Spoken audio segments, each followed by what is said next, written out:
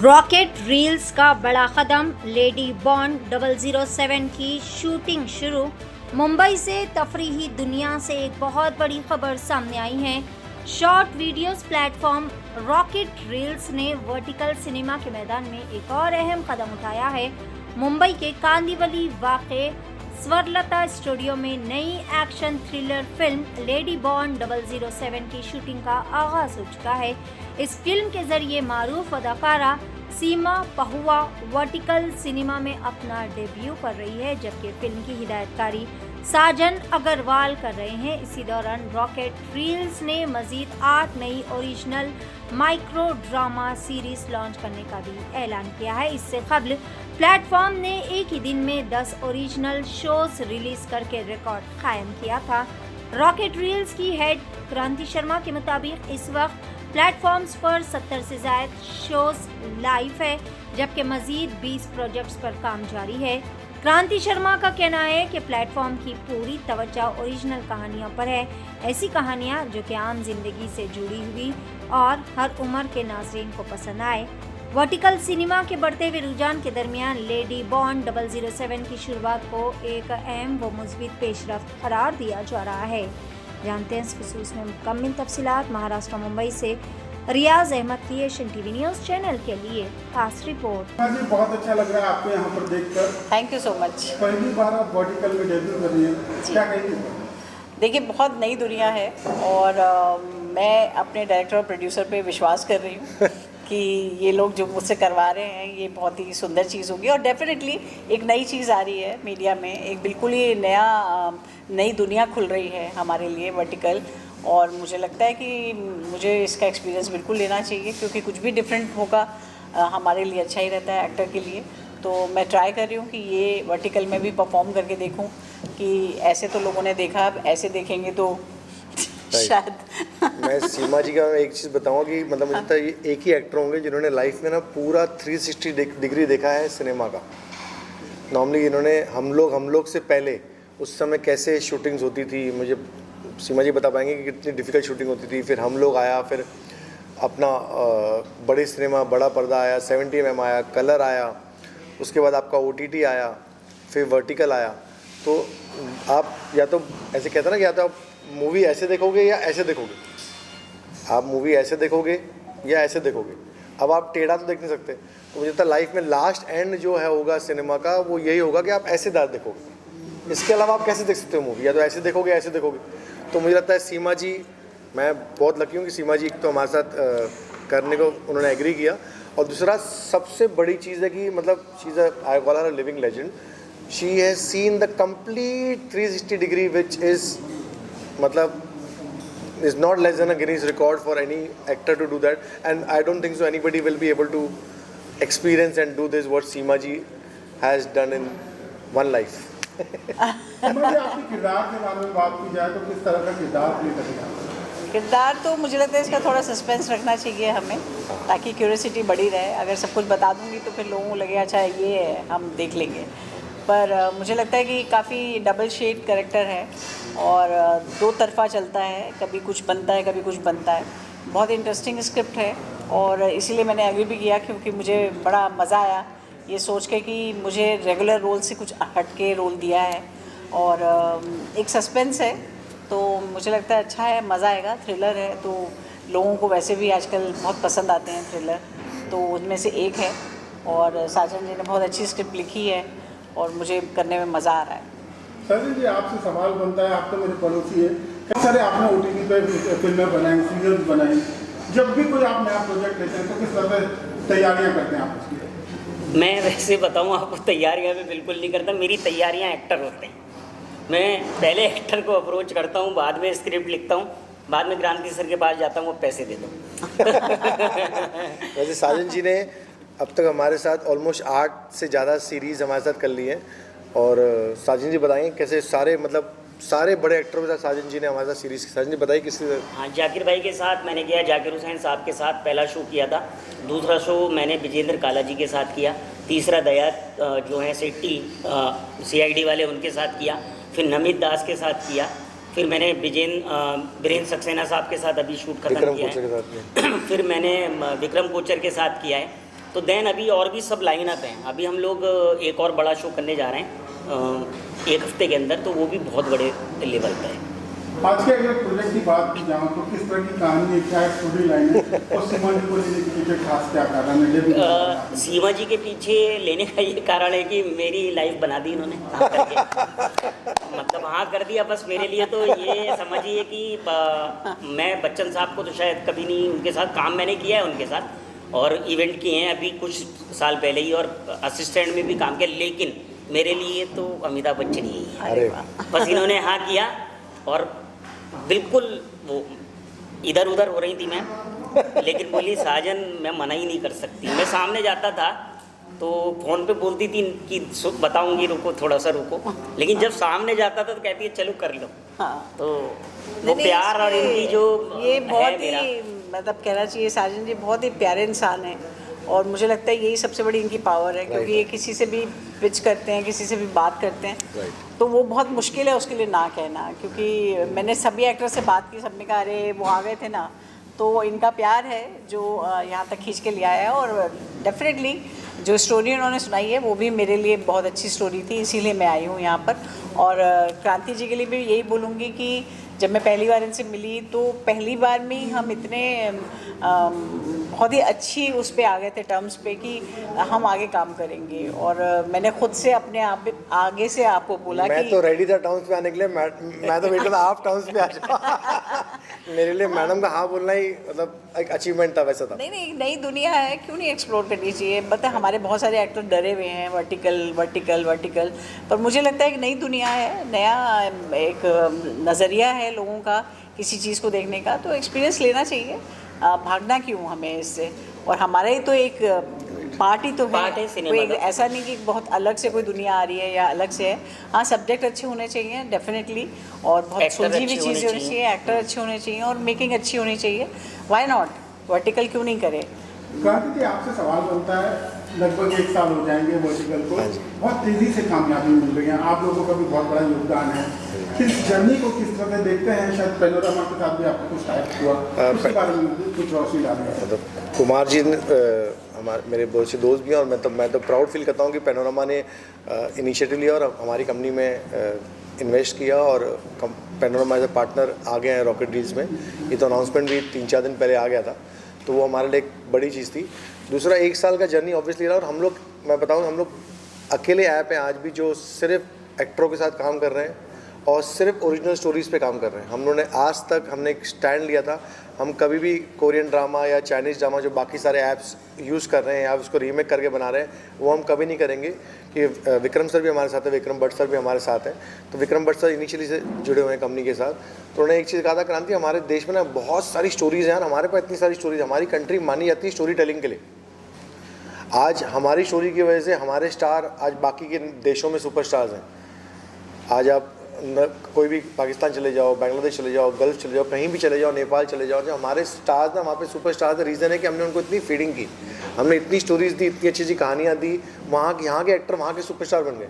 और यही रीज़न था हमारा भी एक वर्टिकल स्टार्ट करने का, क्योंकि बहुत ज़्यादा कोरियन और बहुत ज़्यादा चाइनीज़ का हमारे इंडिया में ना एक प्रेजेंस होते जा रहा था। अगर आप देखोगे ना, जैसे मेरी बड़ी डॉटर, मैं हमेशा बोलता हूँ मेरी बड़ी डॉटर है जो 15 साल की है, उसके सारे फ्रेंड्स ना कोरियन बहुत देख रहे हैं। आपको भी पता होगा, बहुत आजकल लोग कोरियन देख रहे हैं, कोरियन खाना खा रहे हैं, कोरियन में बात कर रहे हैं। और मेरी वाइफ की फ्रेंड्स कोरियन ड्रामाज देख रही है। अब क्या हो रहा है ना, कैसा होता है ना, जैसे भी उस दिन हम रिसर्च करते थे, हम डिस्कस करते रहते हैं। अब एक पिक्चर आई थी धुरंधर, अक्षय खन्ना ने रोल किया उसमें। अक्षय खन्ना इस जनरेशन के लिए सबसे बड़ा स्टार हो गया। उसका स्टेप है, क्योंकि इस जनरेशन ने अक्षय खन्ना को कभी देखा ही नहीं पहले। ना उन्होंने उसकी दृश्यम देखी, ना उन्होंने उनकी सेक्शन 370 देखी, उन्होंने सिर्फ उसको इधर देखा। तो ये जो इम्पैक्ट आ रहा है ना बाकी कंट्रीज़ का हमारे ऊपर, अगर हम लोग ने इसे नहीं शुरू किया, हम लोग उसको नहीं बढ़ाया ना आगे, तो ये धीरे धीरे इनके स्टार्स, इनके सुपरस्टार्स या हमारे सुपरस्टार्स बन जाएंगे, जो आज हमारी स्थिति है वर्ल्ड वाइड। तो इसलिए हमें आना जरूरी था। जब मेरी अमेज़ॉन से बात हुई, आज हम अमेज़ॉन ने हमारे 20 सीरीज़ लिए हुए हैं नॉन एक्सक्लूसिव, जब हमारी अमेज़ॉन से बात हुई तो मैंने यही कहा था, सर आप आ रहे हो, मेरे लिए कंपटीशन नहीं है, मैं बहुत खुश हूँ आप आ रहे हो, क्योंकि मैं कब तक चिल्लाऊंगा अकेले एक्टरों के एक्टर आओ, अच्छे लोग आ रहे हैं। क्योंकि कंटेंट हमारे देश में बहुत ज़्यादा है, हमारे देश में स्टोरीज बहुत ज़्यादा है।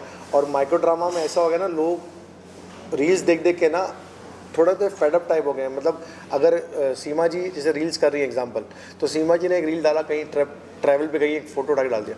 अब लोगों को वो उससे ना, लोगों का ना डोपामाइन पूरा नहीं हो रहा। एक डोपामाइन है, अब वो 2 मिनट में उनका डोपामाइन खत्म हो जाता है। उनको चाहिए पूरी स्टोरी, सीमा जी के साथ वहाँ पे क्या हुआ, सीमा जी के साथ कोई घटना घटी, सीमा जी के साथ कोई गॉसिप हुआ, सीमा जी के साथ क्या हुआ, तो उन्हें पूरा का पूरा स्टोरी जानना है। जैसे फॉर एग्जाम्पल अगर आप, अभी हम बहुत सारी रियल स्टोरीज और रियल चीज़ों पे कर रहे हैं, अभी हम पोर्शे केस पे कर रहे हैं, हम सिया वाले केस पे कर रहे हैं, तो लोगों को ना, जैसे पोर्शे केस में एक लड़के ने गाड़ी से उड़ा दिया, पुलिस ने अरेस्ट किया, बाप ने खून दिया, इतना पता है एग्जैक्टली हुआ क्या, उसके पीछे की स्टोरी क्या है, उनका मेंटेलिटी क्या चला, फैमिली में क्या ड्रामा हुआ, पुलिस में क्या ड्रामा हुआ, चीज़ें कहाँ तक पहुँची, ये सबको पूरा जानना है। ये रीज़न है कि माइक्रो ड्रामा का सक्सेस बहुत बढ़ रहा है, वर्टिकल्स का सक्सेस बहुत बढ़ रहा है। और जैसे आपको बता दूं, हम सिर्फ वर्टिकल्स नहीं कर रहे, अगर आप यहाँ पे भी देखेंगे तो हम वर्टिकल और हॉरिजॉन्टल दोनों कर रहे हैं। हम अकेले ऐप हैं जिन्होंने 4 महीना पहले शुरू किया, हमने वर्टिकल हॉरिजॉन्टल दोनों शूट साथ में शुरू किया। हाँ, और अभी तक हम करीब 30 सीरीज़ हॉरिजॉन्टल भी बना चुके हैं। ये हमारी 30वीं सीरीज़ है। आज हमारे 4 शूट चल रहे हैं साइमल्टेनियसली। हमारा यहाँ पे एक शूट चल रहा है, हमारा नासिक में एक शूट चल रहा है जहाँ पे अंकुश भट्ट सर शूट कर रहे हैं, हमारे इस समय मनाली में एक शूट चालू है जहाँ पे अजीज़ कर रहा है, हमारी एक शूट अभी आज दहीसर में चालू है जहाँ पे सोनू सूद सर के पार्टनर हैं अजय धामा, वो हमारे लिए प्रोड्यूस कर रहे हैं। तो हम आज 4 साइमल्टेनियसली शूट कर रहे हैं और चारों के चारों वर्टिकल और हॉरिजॉन्टल साथ में शूट हो रहे हैं। ऑब्वियसली ये हमारा सबसे बड़ा शूट है, मतलब हमारे सीरीज़ का, हमारे ऐप का वन ऑफ द सबसे टॉप 2 या टॉप 3 में ये सीरीज़ रहेगी, क्योंकि सीमा पावा जी है, तो इसमें तो कोई दो राय नहीं है। बट बाकी सारे शूट्स भी हमारे लिए बहुत इंपॉर्टेंट है, साइमल्टेनियसली चल रहे हैं। आपको देखना स्टार्ट किया है, तब से लेकर अब तक आप क्या देखोगे इंडस्ट्री में कितना चेंजेस आए मेकिंग को लेकर, टेक्नोलॉजी को लेकर, और एज ए एक्टर अब तक एक्टिंग करना और सबके साथ में कोप अप करना कितना हार्ड या कितना ईजी है, कितना चेंजेस आए? हाँ जी, ये सवाल ना बहुत इम्पोर्टेंट सवाल है, और स्पेशली मेरे लिए, इसलिए क्योंकि जब मैंने शुरू किया था 1968 में, तब रिकॉर्डिंग सिस्टम ही नहीं था टेलीविज़न में, लाइव टेलीकास्ट होता था। तो लाइव टेलीकास्ट में अगर आपसे गलती हुई तो गलती हुई, कट की कोई गुंजाइश नहीं थी। जैसे थिएटर है वैसे ही टेलीविज़न था। उसके बाद रिकॉर्डिंग सिस्टम आया, तो रिकॉर्डिंग सिस्टम में एक रील होती थी बड़ी वाली, उस रील में एडिटिंग नहीं होती थी। तो अगर आपने फर्स्ट सीन से शुरू किया और मान लीजिए आप 6ठे सीन में या 7वें सीन में कोई गलती करते हैं, तो आपको फिर से फर्स्ट सीन से शुरू करना पड़ेगा, क्योंकि एडिट नहीं कर सकते थे। तो बहुत टाइम जाता था, क्योंकि आपको रात भर बैठना पड़ता था। जब तक पूरा नाटक ओके नहीं हो जाएगा तब तक आपका पैकअप नहीं हो सकता था, तो हमें बहुत ज़्यादा बैठना पड़ता था। उसके अलावा फिर एडिटिंग आई तो सीन वाइज आई, कि एक सीन कर सकते हैं पूरा एक साथ, फिर कट करेंगे, फिर एक सीन कर सकते हैं, लेकिन बीच में नहीं कर सकते हैं। तो वो भी मैंने देखा है, उसमें भी मैंने काम किया है। और 3 कैमरा सेटअप से मैं शुरू हुई हूँ, और हमेशा 3 कैमरा सेटअप से ही हम लोग करते रहे हैं काम। हम लोग तक 3 कैमरा सेटअप था, स्टूडियो में सेट लगा था, आउटडोर करना बहुत मुश्किल था। जबकि हम लोग में हमारे 2-3 सॉन्ग पिक्चराइज हुए थे जो बाहर कुतुब मीनार वगैरह एरिया में गए थे। वो बहुत डिफ़िकल्ट हुआ था हमारे लिए, क्योंकि एक कैमरा बहुत ज़्यादा ना तो ट्रॉली पे जा सकता था, तो उसको सिर्फ जितना जूम कर सकते थे उतना ही जूम करते थे, जितना आप कर सकते थे कैप्चर। तो वो बहुत डिफ़िकल्टीज़ थी हमारे लिए, और शूटिंग हमारे लिए बहुत सीरियस मैटर था, इसलिए क्योंकि हमें उस तरफ की कोई बात नहीं पता चलती थी। हम एक्टर हैं तो हम इस तरफ ही हैं, हम उस तरफ नहीं जा सकते थे। हमें मॉनिटर पे देखना अलाउड नहीं था, क्योंकि मॉनिटर तो वैसे भी बहुत लेट आए, और मॉनिटर पे देखना अलाउड नहीं था। कैमरे में झांकना अलाउड नहीं था। अगर आप कैमरे में कोई भी एक्टर झांकता था तो उस पर फ़ाइन लगता था, और उसको सज़ा मिलती थी कि आपका काम नहीं है। अभी मैं देखती हूँ आज के युवा जितने भी एक्टर्स हैं जिनके साथ मैं आजकल काम कर रही हूँ, वो हर शॉट के बाद जाके खुद को देखते हैं मॉनिटर पे कि मैं कैसा लग रहा हूँ, मेरी लाइट चेंज करो, मेरा ये चिन्ह नहीं आ रहा, वो चिन्ह नहीं आ रहा।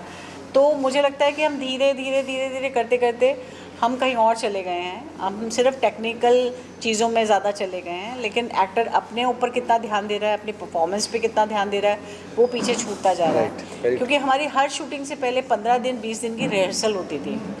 हम बिना रिहर्सल के कभी शूट के लिए नहीं जाते थे, लेकिन हमने रिहर्सल किया। हाँ, नहीं, पर वो एक तो रीडिंग है, बट मैं कह रही हूँ 15 दिन की रिहर्सल में आप यकीन मानिए कि कैमरामैन के साथ 3 दिन रिहर्सल होती थी। कैमरामैन हमें बताएगा कि वो क्या शूट करने वाला है, तो एक्टर को वो पता होता था कि मेरा कल क्या क्या शूट है, और मुझे किस कैमरे में क्लोजअप मिलने वाला है, किस कैमरे में मेरा 2 शॉट लगा है। तो हम लोगों की जो मतलब ट्रेनिंग ही एक तरह से हो गई।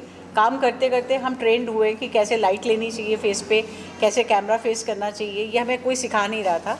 पर ड्यूरिंग द परफॉर्मेंसेस हम ये सीख रहे थे।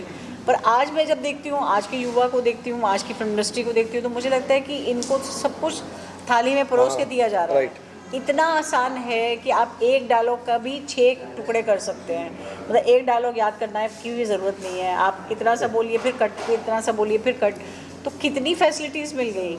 लेकिन अगर उसके बाद भी अगर हम परफॉर्मेंसेस में कहीं पीछे जा रहे हैं तो ये बहुत दुख की बात है, क्योंकि अब हम बहुत ज़्यादा डिपेंड करने लगे हैं अपनी कैमरा टीम पे या अपने डायरेक्टर पे। मुझे लगता है एक्टर ने अपना काम बहुत कम कर दिया है। वो अभी सिर्फ सेहत बना रहा है, जिम जा रहा है, अपने आप को सुंदर बनाने की कोशिश कर रहा है, क्योंकि उसको लग रहा है बाकी काम तो वो लोग करा लेंगे। और हमारा ज़माना वो था कि हमें तो चेहरा देखने का मौका ही नहीं मिलता था। फिल्म देखते थे तब पता चलता था, ओ इतना लाउड मेकअप हो गया इसमें, अरे हम ऐसे लग रहे हैं, अरे वो दुपट्टा मेरा ऐसा था, हमें पता ही नहीं है। लेकिन अब हर मिनट में हमारे पास एक वो है। तो मुझे लगता है चीज़ें अब शायद टेक्निकल चीज़ें हमें ज़्यादा अच्छी मिलती हैं, पर परफॉर्मेंसेस में थोड़ा सा मतलब कहना चाहिए कि काम चोरी हो गई है। पहले वो मेहनत बहुत थी, उसके साथ टेक्नोलॉजी के साथ हमें एडजस्ट करना पड़ता था। तो दुनिया बहुत अलग घूम के आई है, और मैं बहुत लकी हूँ कि मैं 1968 से आज तक यहाँ तक आ गई हूँ। और अभी जैसा कि क्रांति ने कहा कि हम लोग वर्टिकल में भी आ गई हूँ, जो कि अभी लेटेस्ट है एकदम। तो मुझे बहुत अच्छा लगता है, क्योंकि थिएटर में भी मैंने ये एक्सपीरियंस लिया। मैंने नौटंकी की, मैंने रामलीलाएँ की, मैंने स्ट्रीट थिएटर किया, मैंने नौचंदी के मेले पे भी नाटक किया। तो हर तरह की चीज़ को मैंने एक्सपीरियंस लिया है। और सच में मैं बहुत लकी हूँ कि मैंने किसी भी फॉर्म को नहीं छोड़ा है, चाहे वो एडवर्टाइजमेंट थे उनको नहीं छोड़ा, फिल्मों को नहीं छोड़ा, टेलीविज़न को नहीं, सैटेलाइट नहीं। तो ये सारी दुनिया देखने के बाद आज ये दुनिया भी मैं एक्सेप्ट कर रही हूँ कि कोई बात नहीं, अब हम ऐसे नहीं, अब हम ऐसे हो गए हैं। तो ठीक है, बात तो एक ही है, मुझे तो वैसे ही एक्सप्रेस करना है जैसा मैं करती हूँ। लेकिन मीडिया चेंज हो रहा है, और मीडिया का वेलकम तो हम हमेशा करते हैं। सिनेमा को बड़े पर्दे पर ही देखना पसंद करते थे, फिर आया दौर टीवी का, अब मोबाइल पर। ये जो परिवर्तन देखते हैं आप, इसको एज ए पॉजिटिव परिवर्तन देखते हैं, और जो आज के बच्चों की जो देखने की क्षमता है वो भी कहीं ना कहीं कम होते जा रही है, बड़ी बड़ी फिल्में देखना नहीं पसंद करते हैं, इसको आप किस तरह से देखते हैं? मैं जब आया था 91 में तो सिर्फ सिनेमा होता था, टीवी भी दिल्ली में था ज़्यादा, यहाँ तो कोई चैनल आया ही नहीं था सैटेलाइट। तो मैंने वो सिनेमा देखा, लेकिन मैम ने जैसा बोला कि समय के साथ बदलना पड़ता है। जो लोग नहीं बदले, जिन लोगों ने टेक्निक नहीं समझी, वो लोग आज हैं नहीं, बड़े बड़े डायरेक्टर, बड़े बड़े लोग आउट हो गए। लेकिन मेरा मानना तो यही है कि समय के साथ बदलिए, बदलेंगे। आज जब बच्चे मोबाइल देखना पसंद कर रहे हैं तो हमारा काम है कि उनको मोबाइल ही दिखाएं, ना कि हम बोलें कि तुम कुछ और देखो। नहीं, पर मुझे ऐसा लगता है कि मतलब मैं सिर्फ ये बात इसमें ऐड कर रही हूँ आपकी बात पे, कि मुझे ऐसा लगता है कि हर चीज़ का स्वाद जो है ना वो मिलना चाहिए। मतलब ऐसा नहीं कि अब मैंने पिज़्ज़ा मंगा लिया तो मैं माँ के हाथ का पराठा खाना बंद कर दूँ। ऐसे ही हमारे इस टाइम मीडिया में हो रहा है कि हम वर्टिकल के अगर यूज टू हो जाएंगे तो हम अपनी माँ के पराठे का नुकसान करेंगे, क्योंकि वो एक बहुत मेहनत से बनाई हुई चीज़ होती है जिसमें बहुत तमाम महीनों का, सालों का काम होता है। तो मुझे लगता है सबको अपने अपने हिसाब से इज्जत मिलनी चाहिए, जैसा जैसा काम है वैसे वैसे इज्जत उसे मिलनी चाहिए। वर्टिकल एक अलग एक क्रांति है, सॉरी क्रांति है। तो लेकिन फिल्म जो है वो उसको अपनी इज्जत ज़रूर मिलनी चाहिए, और उसका स्वाद अलग है कि आप 3 घंटे बैठ के या 2 घंटे बैठ के कंटिन्यू एक फिल्म देखते हैं और थिएटर में जाके देखते हैं, ये और भी ज़्यादा अच्छा एक्सपीरियंस है। उसकी एक और वजह है, आप कहेंगे कि अब महंगा हो गया है, अब टिकट जितनी एक्सपेंसिव मिलती है कोई जाना नहीं चाहता, पर मुझे लगता है ये बहुत अच्छा एक फैमिली गेट टुगेदर होता है पिक्चरें देखना। आप घर में बैठ के जैसे देखते हैं वैसे एक बाहर जाते हैं, आप अपने पूरे परिवार के साथ जाते हैं। अब भगवान करे और हमारी गवर्नमेंट ऐसा करे कि कुछ चीज़ें सस्ती कर दे ताकि लोग ज़्यादा से ज़्यादा जा सकें, और सिनेमाओं में पैसे थोड़े घटा दें ताकि आम ऑडियंस वहाँ तक पहुँच सके। लेकिन वो बड़ा सुंदर मेला है, मतलब एक पूरी वो होता है ना कि हस्बैंड ने कहा चल रहे हो, हाँ चल रहे हैं, बच्चों ने कहा चल रहे हो, चलो चलो, फिर सब तैयार हुए, फिर किसी गाड़ी में बैठ के वहाँ तक पहुँचे, फिर टिकट खरीदा। तो वो जो एक्साइटमेंट है एक सिनेमा को देखने की, मुझे लगता है उसे तो हमें बचा के ज़रूर रखना चाहिए। हाँ, डेफिनेटली ये इजी वे है, आपने कभी भी मोबाइल खोला और आपने एक छोटी सी फिल्म देख ली, वेरी गुड, हम आगे ही बढ़ेंगे। लेकिन उसको भूलना नहीं सिनेमा चाहिए। सिनेमा है, सिनेमा का सिनेमा है। अपना एक चार्म है। बिल्कुल। और जैसे मैम ने सही बात कही कि आज पहले हमारे ज़माने में गार्डन हुआ करता था, हम गार्डन में चले जाए, कहीं चले जाए। बिल्कुल। आज सिर्फ मॉल बचे हैं। अब मॉल जाने से अच्छा आदमी सिनेमा जाए, लेकिन वही सही कहा कि गवर्नमेंट अगर कुछ चीज़ें सस्ती थोड़ी करें, चीज़ें सस्ती थोड़ा करें। अफोर्डेबल हो, तो ज़्यादा से ज़्यादा लोग सिनेमा देख पाएंगे। वो सब सिनेमा क्योंकि हमें सिनेमा ये- सबको जाना है। ये मानना चाहिए कि हमारी शुरुआत वहीं से हुई है। हाँ। तो मतलब ये तो वही हुआ ना कि जब बुजुर्ग हो गया तो हमने उसको कमरे में बिठा दिया और हम बच्चों को लेके चले गए। बुजुर्गों की Right. इज्जत तो देनी पड़ेगी ना। Right, right, तो हाँ, right. सिनेमा हमारा बुजुर्ग है। Right. तो उसकी इज्जत हमेशा रहनी चाहिए। Right. मैडम ये होता था कि पहले एक सीरियल जैसे होती थी आपकी हम लोग थी, उसमें आपको एक किरदार को एक नाम मिला था। जी आपके असली नाम को तो सब भूल गए थे, जी। उसी नाम से आपको सबने याद किया। जी बिल्कुल। लेकिन ये धीरे धीरे ये चीज़ें खत्म हो गई है। जी मतलब देखा जाता है और भूल जाते हैं कि उनका नाम क्या जी, था। बिल्कुल। तो इसकी वजह क्या है? वजह एक तो मैं कहूँगी कि वो इम्पैक्ट शायद ख़त्म हो रहा है और बहुत सारी चीज़ें मिल गई हैं, बहुत सारी। मतलब इतनी सारी चीज़ें हैं कि आप मोबाइल पे भी देख सकते हैं, आप टीवी पे देख सकते हैं, आप चैनल चेंज कर सकते हैं। तो अभी का बच्चा भी या हमारी सोसाइटी भी अगर हम कह लें तो जैसे हम कंफ्यूज हो रहे हैं कि अभी हमें खाना क्या है, हमें यही नहीं पता होता। हाँ। तो वैसे ही हम धीरे धीरे हमारी पूरी सोसाइटी कंफ्यूज होती चली जा रही है। Right. पहले क्या था, चीज़ें मिलती थी और बहुत कीमती होती थी, तो सबका ध्यान उस तरफ होता था कि यार वो मिस नहीं होना चाहिए। मैं अपना मानती हूँ कि जब चित्रहार आता था तो हम कहीं भी होते थे भागते थे, क्योंकि वही एक टाइम था जब हमें एक साथ 6 गाने देखने को मिल जाएंगे। Right. और अब तो किसी भी आप उस पर लगा लीजिए, आपके लिए गाने चलते ही रहते हैं सारा दिन, तो इजीली अवेलेबल हो गया। तो लोगों का इंटरेस्ट उतना ही कम होता जा रहा है। जब आपको पता है अभी नहीं देखेंगे, रात को 12 बजे देखूंगा, कल देख लूँगा। उस वक्त होता था नहीं, अभी 8 बजे नहीं देखा तो नहीं देखा। मुझे याद है मैं बचपन में बसों में भाग भाग के चढ़ते थे कि यार पहुंच जाएं, मतलब चित्रहार इस बार का मिस हो जाएगा, फिर एक हफ्ते बाद आएगा या संडे को सिर्फ एक दिन फिल्म आएगी और देखने को नहीं मिलेगी। तो वो क्रेज़ जो होता था, मुझे लगता है बहुत एक्साइटमेंट भरा था, जो एक्साइटमेंट अब ख़त्म हो गई है कि अब आप रिलैक्स हैं कि कभी भी देख लेंगे, कभी भी कुछ कर लेंगे। तो हर एक चीज़ की अपनी अपनी फ़ायदे और नुकसान हैं। अब इजी हो गया। मेरी जैसे सास हैं जिनको फिल्म देखने का बहुत शौक़ है, और वो पहले बताती थी कि वो बड़ी मुश्किल से जा पाती थी, और वो लेटे लेटे सोचती थी कि कभी ऐसा ज़माना आ जाए कि बस मैं कहूँ और पिक्चर आ जाए। और आज वो कहती है कि वो तो आ भी गया, वो ज़माना तो आ गया, इसकी तो मैंने सिर्फ कल्पना की थी। हाँ। लेकिन आज मैं जो भी जब भी चाहूँ मैं देख सकती हूँ। Right. हमने कहा हाँ आ गया ज़माना। तो चीज़ें अच्छे के लिए भी हुई हैं और कुछ चीज़ें हमने खोई भी हैं उससे। फिल्में बहुत ज़्यादा बनने लगी है, जो एस्टैब्लिश आर्टिस्ट है उनको फिर भी काम नहीं मिला क्योंकि उनके रेट्स बहुत ज़्यादा होते हैं। अगर वर्टिकल की बात की जाए तो यहाँ पे तो और भी बाढ़ आ गई। आप खुद ही इतने सारे शोज बनाते हैं, इतनी सारी फिल्में बनाते हैं उसके लिए। तो जो नया टैलेंट है उसके कारण आपको लगता है कहीं ना कहीं जो दिग्गज कलाकार है वो सफ़र कर रहे हैं, क्योंकि नया टैलेंट तो बहुत आसानी से मिल जाता है। नहीं नहीं, ये गलत है। सीमा जी के लिए 6 महीने से मेहनत की है मैंने। जो एक्टर है उसको कभी आप बीट नहीं कर सकते। और मेरा मानना ये है, जो क्रांति सर भी जानते हैं कि साजन ले आता है एक्टरों को। एक्टर हैं तभी रील देखी जाएगी आने वाले टाइम में। ये सिनेमा का रूप ले रहा है मोबाइल, और एक्टर होंगे तो ही रुकेंगे लोग। इसलिए हम लोग बिल्कुल फ्रेश कहानियाँ, अच्छे एक्टर, इसके अंदर 14-15 एक्टर हैं जो सब नोन हैं। साजिया सिद्दीकी हैं, आपके हेमंत पांडे हैं, नासिर अब्दुल्ला हैं, इसके अंदर करिश्मा शर्मा जो आज की सेंसेशन है, विशाल मल्होत्रा हैं, मतलब सारे बड़े एक्टर हैं। तो ऐसा नहीं है, बड़े एक्टरों के साथ ही करता हूँ क्योंकि मुझे पता है ये देखा यही जाने वाला है, वरना हम कुछ छोड़ के सब छोड़ के थोड़ी ना ये शो बनाते। क्रांति सर बना रहे हैं बड़े शो, और खूब बढ़िया से अभी हम लोगों ने 4 महीने में कहाँ से कहाँ हम लोग पहुँचे, क्योंकि डेडिकेशन है क्रांति सर का। और हम लोग तो चलिए काम कर रहे हैं, और जो माता रानी की कृपा से जो भी संबंध बने थे इन 30-35 सालों में वो काम आ रहे हैं।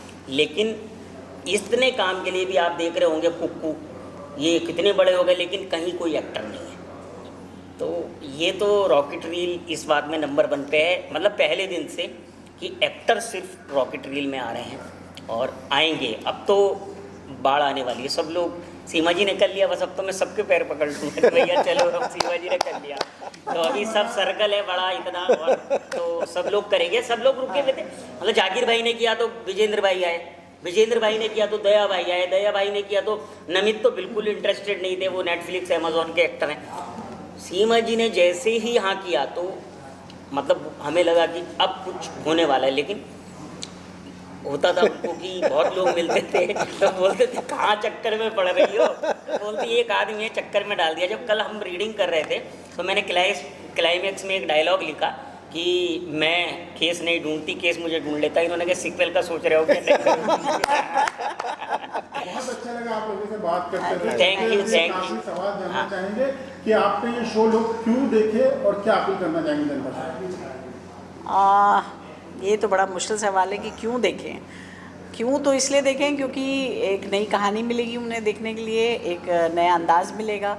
और मुझे लगता है कि आज के दौर में जिस तरह की कहानियों का सिलसिला चल रहा है उसमें कहानी थोड़ी हटके है, जो हमेशा हर लोग बोलते हैं कि हमारी कहानी थोड़ी हटके है, लेकिन ये वाकई तो हटके है। ये हटके है। लेकिन इसके अलावा आपको इसमें सीमा जी देखने को मिलेंगी, सीमा बावा देखने को मिलेंगी और सारे एक्टर मिलेंगे, परफॉर्मेंस मिलेगी और कहानी मिलेगी।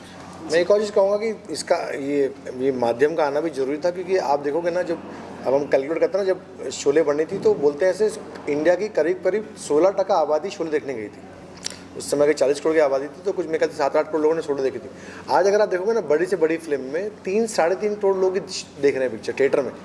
मतलब ऐसा नहीं हुआ कि थिएटर का वो बढ़ा, भले ही अमाउंट बढ़ गया, इनकम बढ़ गया, लेकिन जो क्राउड कम हो गया।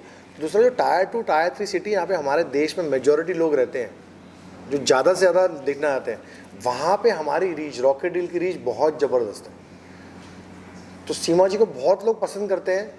हाँ, तो वो लोग ज़्यादा इंटरेस्ट ले देख पाएंगे कि सीमा जी की उन्होंने एक पिक्चर देखी होगी, फिर वो रुकेंगे 1-1.5 साल तक दूसरी पिक्चर आने के लिए, शायद उनके शहर में वो पिक्चर ना आवे, क्योंकि ऐसे हर जगह तो टायर 2 टायर 3 में इस देश में अब तक थिएटर पहुँचे नहीं है। तो जब हमारी पेनिट्रेशन इतनी ज़बरदस्त है इस देश में, तो वो हिसाब से सीमा जी को जो फैंस हैं, जो सीमा जी के चाहने वाले हैं, जिनको सीमा जी की एक्टिंग बहुत पसंद है, वो ज़्यादा एक्साइटेड रहेंगे देखने के लिए। वैसा thank you sir, thank you thank you. Thank you.